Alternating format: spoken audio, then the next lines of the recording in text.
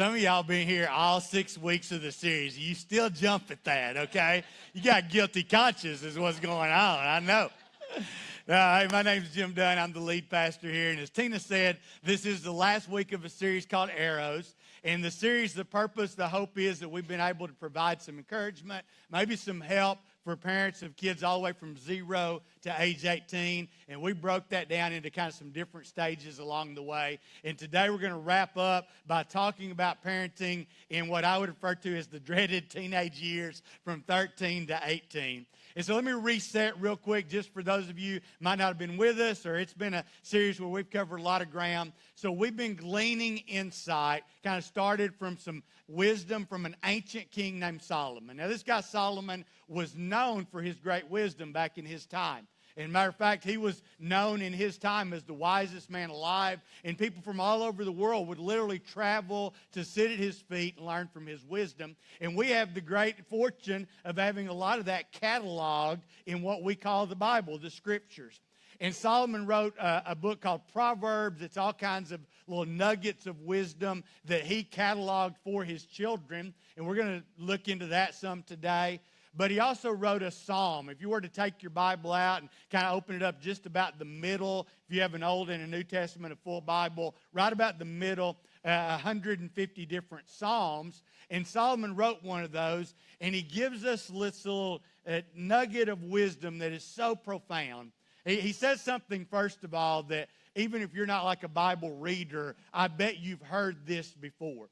He says, Psalm 127, children are a gift from the Lord. They're a reward from Him. And I bet you've heard that along the way, and maybe you've thought that. Now, not when you were changing a diaper of a screaming baby at 3 a.m. in the morning, right? And not when your teenager was being rebellious did you think that. But one time when they were sleeping and they looked so peaceful and so angelic, and you thought, man, that's a gift from the Lord. But anyway, Solomon said that's true. And then he goes on to write, you may have not read this before, but he gives us this profound metaphor. He says that children born to a young man, they're like arrows in a warrior's hands. And so we've been unpacking this idea that children are like arrows. And I said, you know what, really, the wisdom of that is so profound because in that little statement, Solomon actually captures all the hopes and dreams of every parent. We want our kids to soar, right? Every parent would want their kids to fly high and to fly far and to fly free, to hit the target, to a life that was on target, so to speak, become all that they would dream of being and see their hopes and dreams come true. I mean, that's the picture is of an arrow soaring through the air, flying free and hitting the target. And I said at the beginning of this series, I'm not really an archer. I probably couldn't hit the target very often with a bow and arrow. But when I see a well-shot arrow just fly through the air, high and far and free, and thunk, hit the target, that's still pretty impressive. And Solomon said children are like that. They're meant to be shot out, high, far, free, on target. And if that's true, then that means parents must be like archers, right? That our role in this process is to be able to draw the bow, provide the propulsion, the thrust, the momentum. What we're trying to do is prepare them to be able to launch well. But you don't want to just launch an arrow randomly. That's reckless. An arrow has to be aimed, right? An arrow that's not aimed, that's just shot randomly, it may be wasted. It could be lost. It could hit an unintended target and do damage to the arrow or do damage to the unintended target as well. So the key to an arrow being shot well is it has to be shot on target. And so we thought, you know what, we better define a target here. And we said, what better place to look than the life of Jesus? And we don't know a whole lot about the life of Jesus from really age 3 to 30. We don't see much going on there. But Luke gave us a little tidbit of insight that's really powerful. He said that during that time, Jesus grew in wisdom and in stature and in favor with God and all the people. Whatever is happening in Jesus' life from 3 to 30 resulted in these 4 things. And so we drew a target with these 4 things. We said, hey, if our children grow in stature, that's a good thing. We define that as physical and emotional health. We want our kids to be healthy and well and emotionally adjusted, right? if they grow in wisdom. And that's the ability to make good choices. We've defined that as knowing right from wrong and being able to do right. We want them to make good choices. That's wisdom. They need to grow in favor with God. Right? If you at all buy into the idea that children are a gift from the Lord, then that means He created them and then He gave them to us. And so ultimately, fulfillment in life is discovering who God created us to be and the purposes that He made us for. So we've said, hey, we want our children to grow in favor with God. And in favor with all people or men is the ability to live well in the society we're placed in, to be successful, to be happy, to be fulfilled, to find meaning and purpose within the society we're placed in. And so, man, if you think about that, those four things are ultimately the key to a great life. Physical, emotional health, wisdom to make good choices, favor with our Creator, relationship with Him, and favor with men, ability to live well in the society we're placed in. And so we're shooting at that target.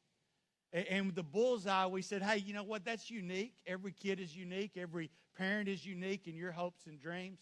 But ultimately, it's about seeing our children become successful adults.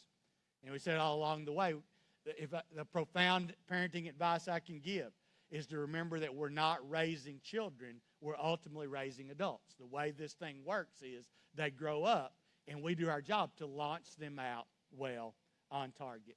Along the way, we broke this down, as I said, in phases, and I even gave you in weeks 1 and 2 a little Just a Phase resource that we passed out, and we still have a few copies of that available. If you weren't with us, you'd like to pick that up. They kind of gives you some development thoughts for each year of a child's life. This is information that's also you can find on the web and some resources that go along with that. I would just break it down this way. If you don't remember, all those specifics, I would say that 0 to 5 are the loving years. Just provide your child a home of love and peace, a place of safety. They just need to be able to grow in that time, knowing they're loved, knowing they're safe, knowing that everything's okay. The learning years are age 6 to 12. We spent 2 weeks because really those are the critical years. We discovered, and research reveals, that basically everything we're going to believe for our entire lives is learned and the values are adopted when we're age 6 to 12. That's when parents have to be the most intentional. And then I would call the teenage years then the launching years as we're preparing them to be successful as adults. And can I just say, before we move into that discussion today, how thankful I am, and I want to say thanks and appreciation to every person that serves children from 0 to 18 here at the Quest Church, man. Gosh. I just appreciate you so much because week after week, there are people that show up here and what they're here for is to make sure the kids from 0 to 18 have a great experience at the Quest Church. And this is what we're doing, folks. From birth to 5, we want it to be safe. We want them to feel loved. We want it to be a great environment that they're comfortable in. From 6 to 12, I'm just telling you, and I know I'm biased in this, and I'm not putting down any other church, but I promise you there's no church that does a better job teaching your children about a right relationship with God from age 6 to 12 than happens in our Kids Quest ministry. And then they come back on Sunday nights once they're in junior high and high school for our Teen Quest ministry and have some incredible folks serving them who are trying to partner with you to be a help in helping your children, your teenagers, navigate those teenage years. And so with that in mind, I want to encourage you, if you're the parent of a teenager, a junior high or high school student, next Sunday night is what Teen Quest calls their parent preview. They would like to invite all the parents to come hang out next Sunday night, kind of see what goes on in Teen Quest, get to know the leaders and folks who are serving your kids in Teen Quest, connect with them, just be a part of what's going on in Teen Quest. And our youth director, Aaron Larimore, I know he has a gift for you, a pretty valuable parenting resource that he wants to give to every parent that comes out next week as a part of the parent preview. So mark that on your calendar. There's a place to check on the back of that communication card that says you're going to attend. Let him know that you're going to be here so they can be well prepared to serve you and your teens next week at Kids Quest on Sunday night. No Teen Quest tonight, by the way. They are taking a break for this Labor Day weekend, all right? So I want to call this message today then, as we dive back in, drawing the arrow for ages 13 to 18. Because here's my assessment. And by the way, I'm a parent of 4 children, 27 to 21 now. So I've been through this phase 4 times and lived to tell about it somehow. Anyway, but here's my assessment of that. It is like we've drawn, because we aimed in the 6 to 12 age range. That was the critical age range for the aim. And now we're helping prepare our teens to launch. And we have to hold on target for 5 years, from 13 to 18. It's a lot of stress. There's a lot of tension, right? To just hold on target, prepare them for the launch. It's stressful for parents. There's no doubt about it. But parents, it is equally, if not more, actually much more stressful for your teenager. I told my kids this, I believe this, teenage years are the hardest years of your life. There's so much going on, so much pressure, internally and externally. I mean, think about it. Huge hormonal shifts are taking place, right? I mean, you're literally, at 13, you're not the person you're going to be at 18. Your whole body's going to change. Your emotions are changing. You're going through these, some of the biggest life changes that you'll ever experience. There's that whole path from child to adult. I mean, you're kind of leaving behind and navigating this idea of, I was playing with trucks and now I'm driving a truck, and all these changes that are going on. The temptations are huge. Because before, at least in our family, we pretty well controlled the choices that our kids made from 6 to 12. And now they're starting to make more and more choices on their own. And there's all kinds of temptations going on. The peer pressure. The influences in our kids' life, and so much today now, right? And you just kind of wake up every day as a teenager with the ultimate goal of not doing anything that makes you look so stupid that other people make fun of you, right? Like, if I make it through the day without anybody, telling me I'm stupid, I've done a pretty good job today. And there's the uncertainty. As you begin to kind of think about, whoa, this phase of my life is going to end, and I'm going to make my big choices, college, career, marriage, all these stuff. There's big things coming, and you begin to realize as a teenager, I'm not as well prepared for that as I'd like to think I am. Our teens, here's what's going on I think is so critical. Our teens are now investigating the world around them with an adult perspective, but without adult experience, okay? I'm beginning to fathom the world, to process it through a very adult perspective, but I don't have the adult experience. Here's what I mean. If we've done our job in the 6 to 12 age range, then we've pointed the way. We've tried to instill in our children these values and morals and character and faith. And again, we saw research that said most of us make lasting decisions about that stuff before we're 12 years old. We've tried to direct them onto the right path. But now everything that we've taught them and everything that they've kind of believed because we had them in an environment that supported that belief is going to be tempted and tested and tried by fire, so to speak, because of all these new pressures that come in. And most specifically, I think what's being tested is a teenager's self-control, their ability to do the right thing. Matter of fact, we've defined wisdom in this series, or really Solomon defined it for us, as knowing right from wrong and doing what is right, okay? That's ultimately wisdom. It's not just the knowledge of right and wrong, but it is the self-control, the ability to choose to do what is right.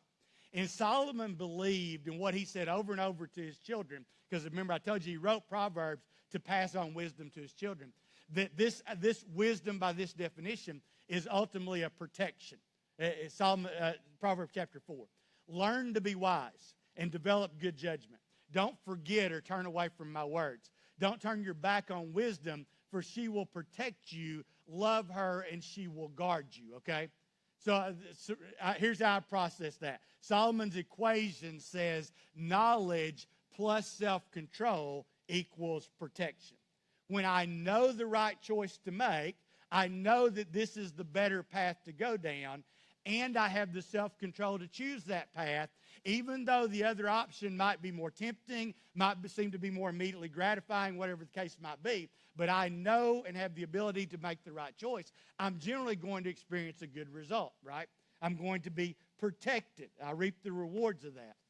But all of us, right, we have stories of times when we knew the right choice to make, but we didn't have the self-control to make the right choice. And usually that has a negative outcome. Matter of fact, I recently in July celebrated 30 years of marriage to my wonderful wife, and I had the opportunity to take her to a resort getaway that was all-inclusive.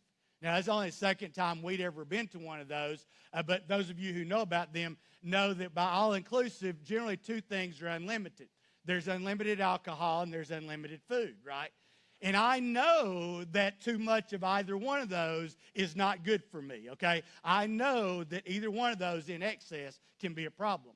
And I'm very proud to be able to tell you as your pastor that I had no problem with unlimited alcohol, okay? It wasn't really an issue. It's not a temptation that I struggle too much with. I did good there. Unlimited food was another story, all right? Like having 10 desserts to choose from, I went ahead and tried them all right? I'm just got to be real here. And that's not good. You know, at the end of that, I'm miserable, okay? And I'm laying on the bed going, oh, I'm miserable. I'm so miserable. I ate too much. And my wife's like, because you're a dummy and you had 10 desserts, all right? I'm like, well, that's why I'm married to you, baby. I love the encouragement. No. So I knew the right thing to do, but I didn't have the self-control to do it. And so I lost my protection. Solomon gives us this little nugget of wisdom. He says, like a city whose walls are broken down is a man who lacks self-control. So the city had walls to protect it, and yet a portion of the wall got broken down, and the city became vulnerable to attack. And all the knowledge in the world of knowing what the right choice is without the self-control to make the right choice leaves us vulnerable. And your teenagers' self-control, okay? Everything you've tried to instill in them, and the values and morals and ethics and path that you've tried to set them on course to go down, their self-control is being attacked over and over and over and over again on a daily basis, multiple times a day. So with that thought in mind, I want to suggest that the primary purpose of parenting from ages 13 to 18 is standing guard. Standing guard to protect our children when their self-control is in danger of breaking down or may even be broken down. And let me just tell you for a minute about my journey, okay? So as I said, my oldest is 27, and I'm not this smart, but it just occurred to me literally on the night he was born. I was holding him in my arms. I was looking down, and I'm a proud new papa, and it just occurred to me, this guy's going to grow up one day to become a man, and I want to be able to help him prepare for that well, right? It just hit me in that moment, and I, God's blessing, I guess. And so 27 years ago, when my first son was born, I started to look around for examples of people who I thought would raise good children. And so because I'm in the church and I get to interact with people, along the way, I would see families that kind of had older teens, 19, 18, or even into their 20s, these kind of kids that, to me, in my estimation, had flown high and far and free and kind of hit the target. I didn't have that terminology. Families that I would look at and go, man, I would want my family, my kids to turn out like their kids did. And as I would look around and meet families like that, when I had the opportunity, I would sit down and I would interview those parents, just kind of have a discussion with them about how they raised their kids and what they thought was important and how they got their kids to turn out pretty good in my estimation. And so over the years of raising my kids, I probably did that a dozen times, dozen different families that I got a chance to know and go, man, I'd like to know more about how you raised your kids. And on probably 6 of those, at least half, I also got to sit down with those adult children. And so I would sit down with them separately. I would say, hey, tell me about, kind of how your parents raised you and what they did that kind of helped you guys and why your family, has turned out kind of the way it is and talk to them about those things. And so in those conversations, there was one preeminent theme that came up over and over and over again. Every one of those families said this in some way, shape, or form. that those parents, what they thought they did well, and every one of them would be like me and you. They said, man, Jim, we made a lot of mistakes. There's a lot of things we do differently. We wish we could go back and change some things. But if there's anything that we maybe look back and go, this was what made the difference, is that they were present on the perimeter standing guard through the teenage years. Now, they wouldn't have said it with that language. That's the language I want to kind of put in our minds today. They were present on the perimeter standing guard, okay? Basically what they were saying, what they said over and over, we just made sure we were there. They were the parents that went to every event their kids were involved in.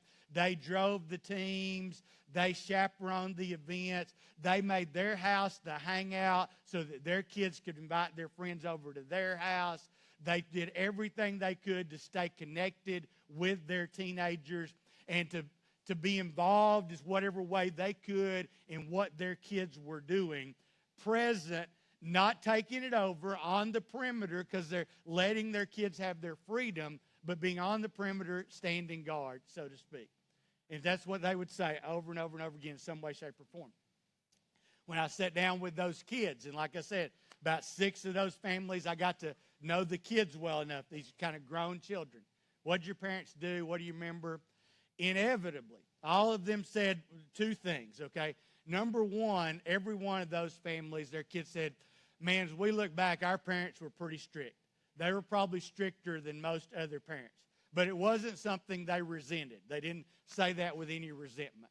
And then they would say, you know what, Jim, man, I don't know. I don't remember a lot about what our parents did. Nothing stands out except for the fact it's just our parents were always there.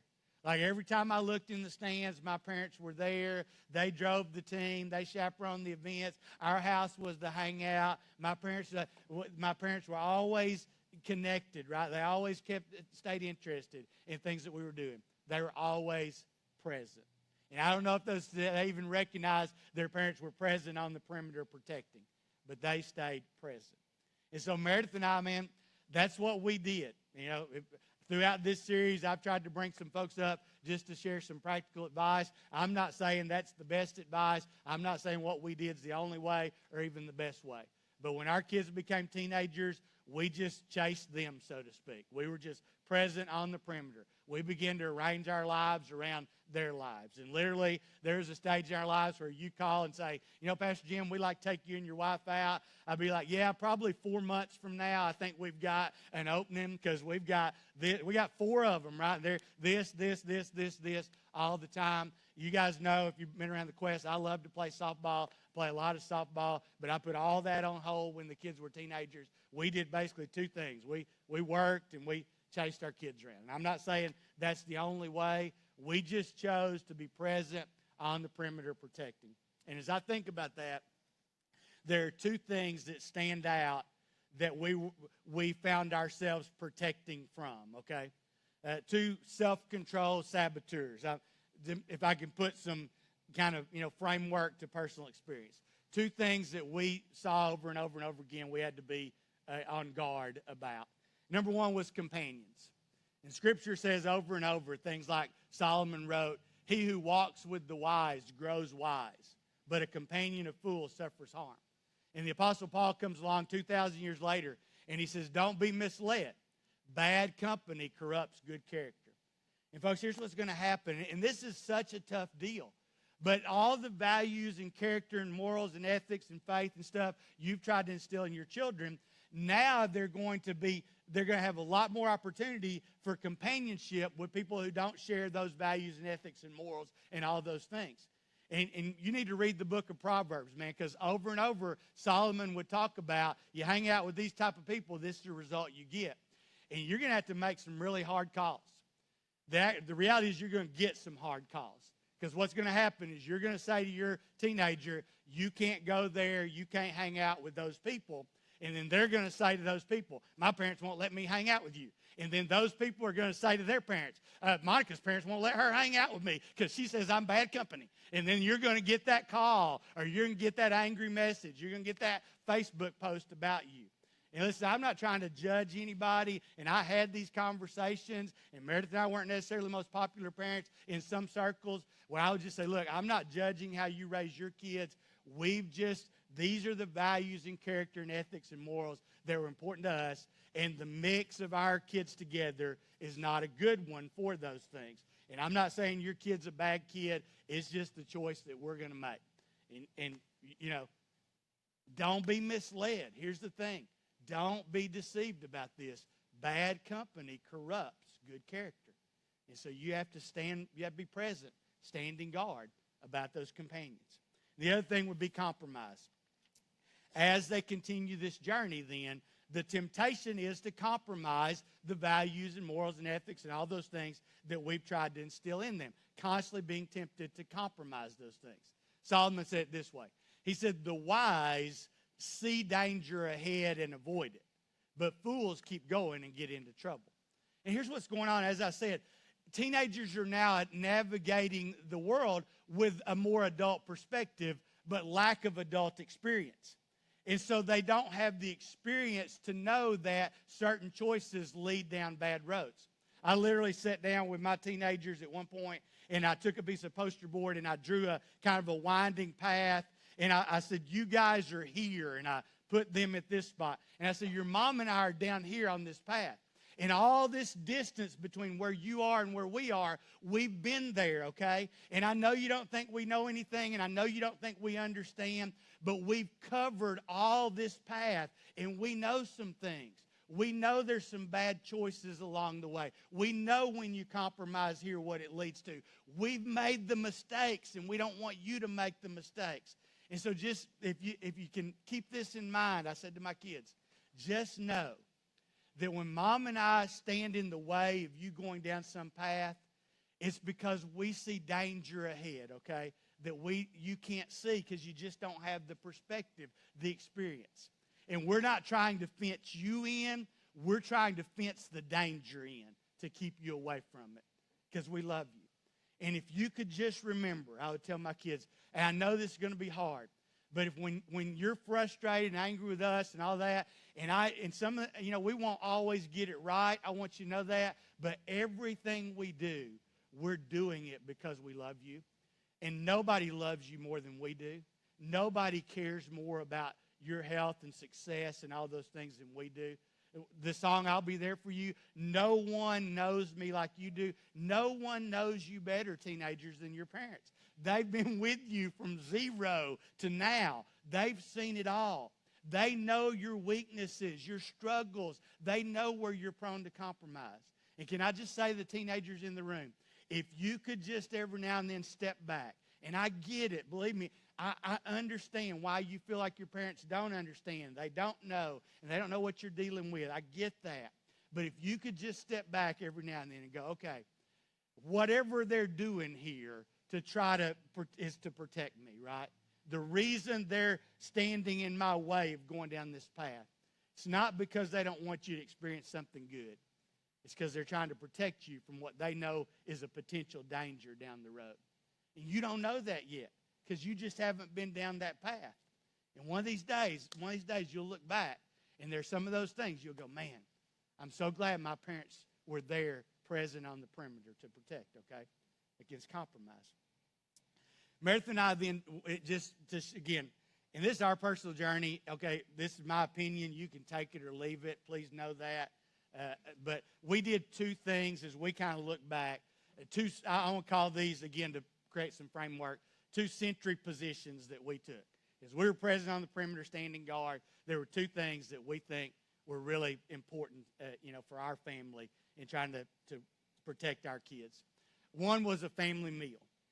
And we just made it a priority with our kids. Even we had 4 of them, craziness going on, all these different schedules. But we made it a priority at least 3 times a week. We were going to have a family meal. Everybody had to be there. No cell phones at the table. No distractions. We were going to eat. We were going to engage somehow as best we could. And so we had done for years, but it really became important in our family when the kids were teenagers, what we call best and worst.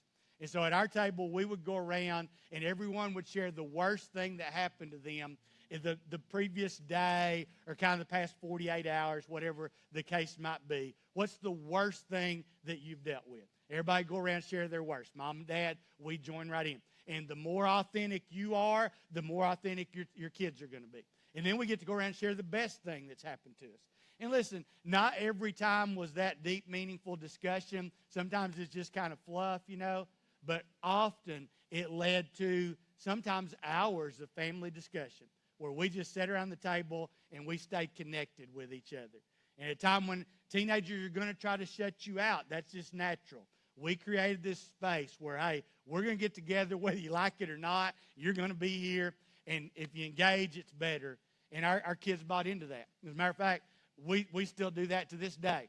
All my kids are coming over today. I'll have three of them got spouses that'll be there. And eventually somebody's going to say, okay, it's time for best and worst. And we're going to go around the table. And if you ever came to our house and participated in one of our family dinners, you'd have to do best and worst, all right? And we all join in and share the worst things happen, the best things happen. We just stay connected that way. Some way, shape, or form. Create an environment that keeps you connected with your teenagers, provides that opportunity for honest communication. And the other thing for us that was huge was serving God together. And I know you would expect to hear that from your pastor, and I know you think, he's just always trying to get us to do stuff. But I'm just telling you, my kids didn't have a choice. Like their pastor's kids, they were around the church way more than they wanted to be. But that allowed us to have something that always rallied us together as a family. And we always involved the kids. And sometimes they didn't have a choice, sometimes they did. But here's what I love. Often my kids will fill out those communication cards that we ask you to fill out every week. And when they get down to the part that says, how'd you hear about the quest? They'll write in there, I built it. Because they did, man. My boys have swung hammers and carried stuff more than anybody else in this church. And my girls served here, and they've led ministries, and they've been involved since day one. We're going to celebrate 13 years next week as a church. They've been a part of every step of that journey. We've served God together wherever we've been. And I'm so thankful. I'm so lucky that they're all still here serving God together. We still get to do that together. It's one of the greatest joys of my life. Let me just suggest to you, take your kids on a mission trip. Make that a priority. Can I just say, parents, that's more important than putting them in select camps and sports and cheerleading and all of that stuff. They are not going to be professional athletes, okay? You just need to get over that. But they are going to grow up to be adults in a relationship with God that has transcended their own little world and shown them a bigger world that they can serve and make a difference in. That's priceless. We want every teenager to go on a mission trip with their parents. That's one of the greatest things we did for our kids was go on mission trips together and raise them with a broader view of the world than just our own little world. Serve God together. Be present on the perimeter to protect your teenagers from the temptations and the tests and the trials that are going to attack their self-control. Because that's what's happening. And that kind of brings us full circle, all right? I want to go, as we wrap up, I want to go all the way back to where we started. Psalm 127, where we dove in 6 weeks ago, and just remember and see again what Solomon said in that entire psalm. Here it is. Unless the Lord builds a house, the work of the builders is wasted. Unless the Lord protects a city, you can have all the sentry positions you want. It won't do any good. It's useless to work so hard from early morning till late at night to have stuff, right, that we want to give. Anxiously working for food to eat because God gives rest to his loved ones. Children are a gift from the Lord. They're a reward from him. And children born to a young man, they're like arrows in a warrior's hands. And so it all starts with a house that's built by a right relationship with God, parents and children. Solomon said this, Proverbs 14:36. He who fears the Lord has a secure fortress, and for his children it'll be a refuge. When their self-control gets attacked and tested and tempted, and maybe even breaks down, we provide that refuge that keeps them safe. And your spiritual influence, parents, man, I don't know there's ever a stage that it's not critical. But at this stage, while our kids are 13 to 18, here's what I believe is going on. That our kids are beginning to evaluate life and what we've taught them and all that through this perspective. Mom and Dad have told me all this stuff. They've taught me all this stuff. Are they living it out? And how's that working out? Because now what I'm trying to decide as a teenager, who I'm going to be, what my life is going to look like. And the people that I've been around the most, that have taught me the most, who've told me all this stuff, I'm looking at them going, okay, are you really living that out? And how's that working out? Why would I want to go down this path that you've been directing me on? And when they see it in our lives, that we're living it out. And that's working out, because when the Lord builds a house, the labor's good. And when the Lord protects a city, it becomes a refuge. Gives them the opportunity to say, okay, that's the path I want to go. Solomon wrote this. He said, the godly, they walk with integrity. Integrity means something's whole. When what we say and what we do match up, that's integrity. And when we walk with integrity, he says, blessed are their children who follow them. If our children follow us, are we leading them down the path that's blessed? Right relationship with their Creator God. Let me pray for you. Father, thank you so much for your love for us. And what's so clear to me as we've gone through this series is the great Father you are. You love us. You love us so desperately that you would give your one and only Son for us so that we could have that right relationship with you. You teach us. You've given us the wisdom of your words contained in Scripture, preserved for now thousands, a couple thousand years, so we could know what it means to follow Jesus and glean wisdom from these insights. And then, God, you protect us. You surround us with your protection when our self-control breaks down. You discipline us because you love us. So thank you for your great love for us and being the perfect Heavenly Father. I pray for that wisdom and that strength and that power to permeate the lives of every parent in this room. And God, it is abundantly clear to me that I'm not capable of that on my own and never was. That I need your strength for that. I need your help. I need your power. And I pray that for every parent in this room. And God, I'm well aware that in a crowd this size, there are parents today who are struggling. They're at a place where something has gone off track, and something's out of whack. And I pray for your peace and your power and your work in their lives to give them the strength they need for this part of the journey as they are present on the perimeter to protect. And then, God, I pray that there's any parent in this room today who doesn't know Jesus Christ themselves and who wouldn't know the path to take to lead their children in a right relationship with you because they've never experienced that for themselves, that today would be the day that they would make that choice and become followers of Jesus. And while your heads are bowed and your eyes are closed, hey, nobody looking around for just a minute here. Could be that there's someone in the room today that's what God has spoken to you about through this series, is that you need to walk a path that would lead your children to know and to love God, and that it starts with you. It starts with your choice to become a follower of Jesus and to live the life that God created you for, and that's been missing from your life. But it doesn't have to be. God invites you to believe and be saved, to choose to follow him through Jesus Christ. If you'd like to do that today, man, I would love to pray for you. So here's the deal at the Quest. We don't have a stand up or come forward, and you don't have to say anything today. But I do invite people to give me the honor of praying for you by lifting your hand and just looking up at me till I see you. If you would say, today, Jim, I want to become a follower of Jesus so I can lead my children down that path. Thank you so much. Right back here, man. I appreciate that. Anybody else? Just lift your hand up and look up at me till I see you, and then you can put it right back down. Anybody else today? Today's that day for me. I choose to become a follower of Jesus so that I can lead my children. Amen. God, thank you. Thank you for the work you're doing in this moment right now. And I pray for those who have lifted their hand or those who didn't but know in their hearts they need to make that next step. And God, just pray that you would meet them right where they are. Because of your love, because of your goodness, because of your desire to live in right relationship with us, you made it possible through Jesus. And I thank you for those who are choosing that today. In Jesus' name, amen. Amen.